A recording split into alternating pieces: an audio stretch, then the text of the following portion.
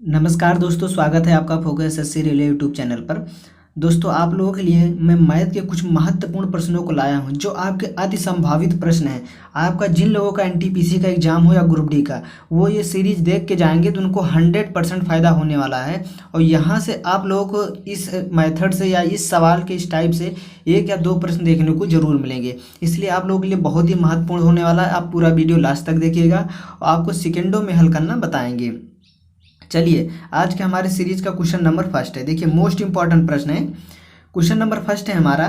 देखिए क्या बोल रहा है, आप 500 रुपये की कीमत वाले 3 वस्तुओं को खरीदने जाते हैं। हालांकि दुकान में चल रही छूट बिक्री के अनुसार आपने 2 वस्तु का भुगतान किया और एक मुफ्त में प्राप्त किया।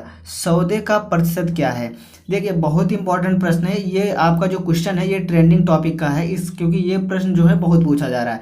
आपका यूनिक प्रश्न है और सेकेंडों में हल होने वाला प्रश्न है।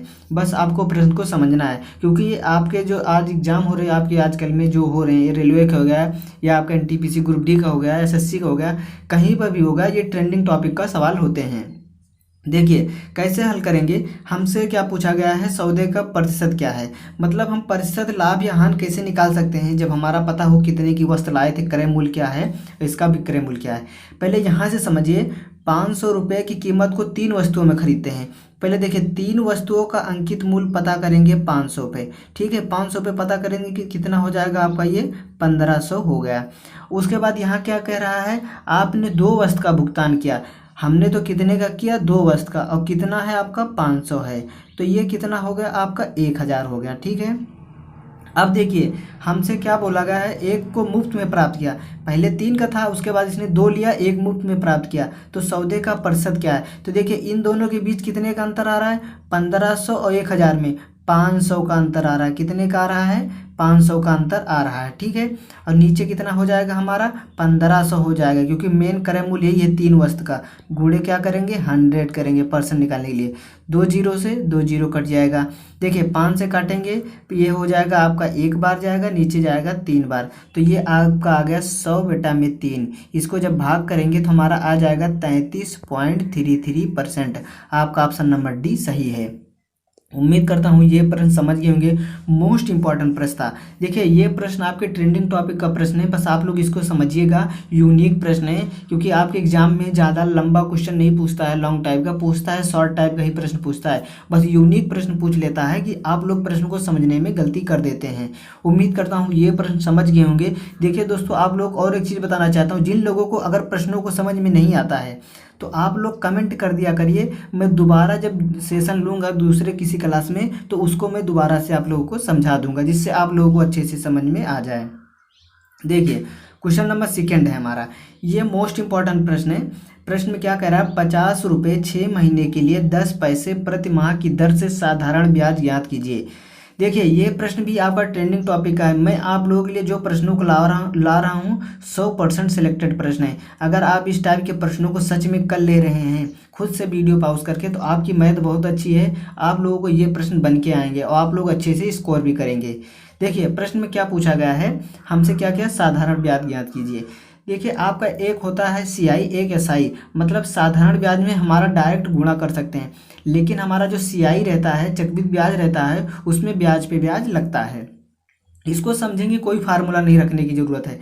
अगर हम देखें तो यहाँ 50 रुपये है, यहाँ 10 पैसे है, तो पहले इसको हम रुपए में बदलेंगे। तो इसको क्या करेंगे, देखिए 50 × 10 कर दीजिए। देखिए कोई फार्मूला नहीं, आप अपने मन से लगाइए। इसको क्या करेंगे, 500 पैसे हो गए। इसको क्या करेंगे, तो ये हमारा 500 जो पैसे आया है तो ये हमारा क्या हो जाएगा, 5 रुपये हो गया। ठीक है, अब हमसे क्या पूछा गया, 6 महीने के लिए, तो 5 रुपये मिलेंगे आपका कितने के लिए, 6 महीने के लिए, तो कितना हो जाएगा आपका, ये 5 × 30 रुपये हो जाएगा। आपका ऑप्शन नंबर डी सही है।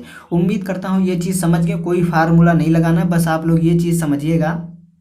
हमसे क्या बोला गया है, 50 रुपये 6 महीने के लिए। ठीक है, 6 महीने के लिए यहाँ समझिएगा, और 10 पैसे प्रति माह की दर से, तो मतलब 50 रुपये हैं, ठीक है, और 10 पैसे की दर से, तो ये कितना हो गया हमारा 500 क्या हो गया आपका पैसे हो गया। तो रुपये में करेंगे तो क्या हो जाएगा 5 रुपये हो जाएगा।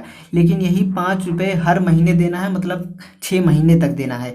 तो 5 देंगे पहले महीने, दूसरे महीने, तीसरे महीने, फिर चौथे महीना ऐसा देंगे, फिर 5वां महीना भी देंगे, 6वां महीना। तो इससे अच्छा हम क्या करेंगे 6 महीने का पूरा गुणा कर देंगे, तो हमारा क्या आ जाएगा 30 रुपये। तो आपका साधारण ब्याज क्या है 30 रुपये है। उम्मीद करता हूँ ये चीज़ समझ गए होंगे। आप चाहें तो यहाँ से भी लगा सकते थे। आपका जो होता है साधारण ब्याज बराबर क्या होता है मूलधन आपका गुणे दर होता है, गुणे समय होता है, बेटे में 100 होता है। लेकिन आप देखिए चीज़ों को समझे रहेंगे तो फार्मूला वहाँ लिखने की ज़रूरत नहीं है। कुछ लोग तो फार्मूला भी लिखने लगते हैं तो उनका काफ़ी टाइम चला जाता है फार्मूला ही लिखने में। उम्मीद करता हूँ ये प्रश्न भी आप लोग बहुत ही अच्छे से समझ गए होंगे। क्वेश्चन नंबर 3 है हमारा। देखिए ये भी आपका ट्रेंडिंग टॉपिक का प्रश्न है। देखिए बहुत सारे लोग इसको ऑप्शन से बताएंगे। मैं कहता हूँ ऑप्शन मेथड भी ठीक है, बहुत अच्छा है, लेकिन अगर आप ऑप्शन मेथड लगाते हैं तो। लेकिन आपका कहीं कहीं ऑप्शन मेथड नहीं चलता है, तो जिससे आप लोगों की बहुत गलती होने के चांस रहते हैं। देखिए एज में हो गया, आप ऑप्शन का मेथड लगा सकते हैं, जिससे आप लगा सकते हैं वन लाइनर प्रश्नों पर। लेकिन देखिए इसमें कितनी बड़ी बड़ी संख्याएँ हैं। अगर आप ऑप्शन का यूज करेंगे तो देखिए सब में यूज करना पड़ेगा, तो आपका काफ़ी समय चला जाता है। इससे आप लोग मेथड को समझिए। देखिए मेथड भी बहुत आसान तरीके से बताता हूँ। देखिए जैन ने एक लॉटरी जीती और जीती राशि का 1/3 भाग प्राप्त किया और 6,000 रुपये दान कर दिए। ठीक है, 6,000 रुपये दान कर दिए जाते हैं, जो प्राप्त राशि का 1/6 भाग है। लॉटरी का कुल मूल्य कितना था? देखिए बहुत इंपॉर्टेंट प्रश्न है। हमसे जो पूछे, कभी भी पूछे, आप या तो ऑप्शन को मान लेते हैं इतना था, लेकिन हमसे अगर ऑप्शन नहीं मानना रहता है तो आप एक्स मानिए। देखिए समझिएगा बात को। बहुत सारे लोग जब ऑप्शन की मेथड से बताते हैं तो कहते हैं मान लीजिए ऑप्शन ए सही है या बी सही है या डी सही, ऐसे मानते हैं। तो ऑप्शन ना मान के आप मान लीजिए एक्स है। ठीक है, समझिएगा क्या माना आपने लॉटरी का मूल्य कितना है एक्स है। ठीक है, अब हमसे क्या बोला जीती गई राशि कितनी हो जाएगी? जो हमारा जीती गई राशि कितनी हो जाएगी आपका, देखिए जीती गई राशि हो जाएगी आपका x/3 हो जाएगा। अब हमसे क्या बोला गया, देखिए दान की गई राशि मतलब कितना 6,000 रुपये। तो देखिए इसी 6,000 को हम क्या करेंगे बराबर में रखेंगे x/3 और गुणे में करेंगे 1/6 भाग। अब देखिए इसको क्या करेंगे 6 तिरिक 18 हो जाएगा। तो ये हमारा हो जाएगा x बराबर, देखिए कितना हो जाएगा 6,000 गुणे आपका कितना हो जाएगा 18, 18 छक्का 108। आपका ऑप्शन नंबर डी सही है। आप पहले ये समझिएगा प्रश्न में हमेशा 6,000 से ज़्यादा ही आएगा, कभी कभी 6,000 से कम ऑप्शन दे देता। क्यों? क्योंकि हमका क्या बोला गया कुल मूल्य कितना था, और लेकिन यहाँ क्या बोला गया 6,000 रुपये दान कर दिए, जो कि प्राप्त राशि का है, मतलब दान करने के बाद इतना मूल्य है। तो हमारा सीधी सी बात पता है कि मूल्य 6,000 से हमेशा ज़्यादा ही आएगा। देखिए समझिएगा हमने क्या किया था यहाँ पे इसको x माना था। अभी देखिए अगर आप ऑप्शन लेते तो ऑप्शन नंबर आपका डी सही था, कितना समय चला जाता, बहुत समय चला जाता।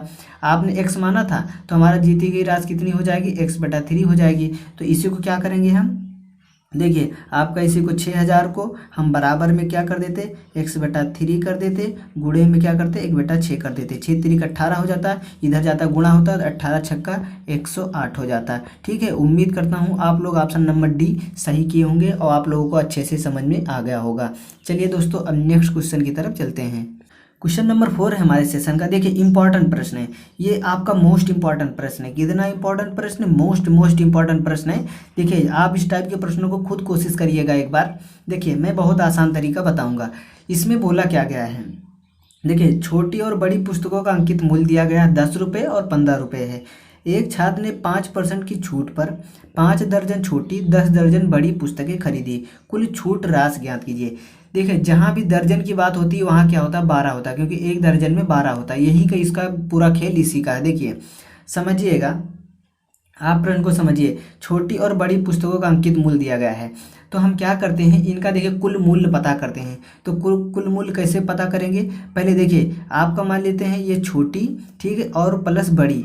छोटी और बड़ी इनका मूल्य निकालेंगे तभी कुल मूल्य पता करेगा। देखिए छोटे का कितना है आपका, देखिए 12 दर्जन है। ठीक है, ये हो गया पहले तो 12 दर्जन लिखेंगे क्योंकि हमारे दर्जन की बात होगी। 12 गुणे 5 कितना बोला गया है 5 दर्जन है। 12 दर्जन में गुणे आपका कितनी है टोटल 10 है। ठीक है 10 है प्लस, समझिएगा प्रश्न को, फिर इसमें भी 12 से गुणा करेंगे। इसमें कितना 10 दर्जन बोला गया है और कितना है आपका ये 15 है। ठीक है, कितना है 15 है। तो इन सबको हल करिएगा। देखिए 5 दाम 50 गुणे 12 और इसको टोटल हल करेंगे तो हमारा कितना आ जा रहा है, इसको जोड़ के हमारा आ जा रहा है 2400। आप गुणा कर लीजिएगा, ठीक है, 2400 आ गया। अब हमसे क्या बोला गया है, छूट कितना है, 5% की है। देखिए 2400 पे हम क्या करेंगे, आपका 5% की छूट करेंगे। ध्यान से समझिएगा, प्रश्न बहुत इंपॉर्टेंट है। 24 पे 5% की छूट करिएगा। अब इसको हल करिए, देखिए 2 जीरो से 2 जीरो कट जाएगा, 5 से गुणा करिए, 5 चौक 20, इसके 0 2, 5 दूनी 10, 1 12, 120। आपका ऑप्शन नंबर सी सही है। उम्मीद करता हूँ ये प्रश्न समझ गए होंगे। देखिए फिर से बता रहा हूँ कैसे प्रश्नों को हल करना है। देखिए कुछ नहीं करना है, प्रश्न में इंपॉर्टेंट प्रश्न है। क्या बोला गया, पहले छोटी और बड़ी का हम क्या करके योग करके कुल मूल पता करेंगे। तो देखिए इसका कितना है, आपका दिया गया जो छोटी का कितना है, आपका 12 है, ठीक है। 12 गुणे आपका कितना दिया गया है, 5 और गुणे में 10 है। देखिए 12 क्या हुआ, दर्जन हो गया, और 5 दर्जन दिया गया है, और हमारा कितना है 10 है। प्लस में क्या करेंगे, देखिए 12 दर्जन इसमें भी है, और इसमें टोटल कितना है 10 है, और गुणे कितना है 15 है। इसको गुणा करेंगे, 5 आपका 10 25 50 गुणे आपका 5 12 करेंगे कितना हो जाएगा, 600 हो जाएगा। प्लस इसको गुणा करेंगे तो हमारा कितना आ जाएगा, 1800 आ जाएगा। देखिए गुणा करिएगा और उसके बाद कितना आ जाएगा हमारा, ये 2400 आ जाएगा। अब इसी पे 2400 पे ही हम 5% की छूट दे रहे हैं, तो गुणे में 5% की जब इसको छूट देंगे तो इसको हल करेंगे, 2 जीरो से 2 जीरो कटेगा, इसको गुणा करेंगे, 5 चौक 20, 2 5 दूनी 10, 12, 120 रुपये, जो कि आपका ऑप्शन नंबर सी सही है। देखिए प्रश्न को समझिएगा, नोट भी करिएगा, क्योंकि ये ट्रेंडिंग टॉपिक के प्रश्न हैं, आपके एग्जाम में 100% देखने को मिलेंगे। आप सिंपल प्रश्नों को पढ़ के जाएंगे तो आपका कुछ नहीं होने वाला है। जब आप यूनिक बच्चों से तैयारी करेंगे, यूनिक ही प्रश्नों को पढ़ेंगे, तभी आप लोगों को आएगा। और कभी भी प्रश्नों को है आप लोग मेथड से भी समझिए, ऑप्शन से भी समझिए, क्योंकि कभी कभी मेथड काम आता है, ऑप्शन की मदद लेते रहते हैं और काफ़ी समय चला जाता है। उम्मीद करता हूँ ये सेशन आपको बहुत अच्छा लगा होगा। दोस्तों अगर सेशन अच्छा लगता है तो आप लोग प्लीज़ जो है शेयर भी करा करिए और लाइक करा करिए, और कमेंट में बताया करिए कि आपको कौन सा प्रश्न समझ में नहीं आया है, उसको मैं फिर से करा दूंगा। दोस्तों आप लोग चैनल पर नए हैं तो प्लीज़ सब्सक्राइब जरूर करिएगा। चलिए दोस्तों फिर मिलेंगे इसी तरह के और महत्वपूर्ण क्लास के साथ, तब तक के लिए दोस्तों धन्यवाद।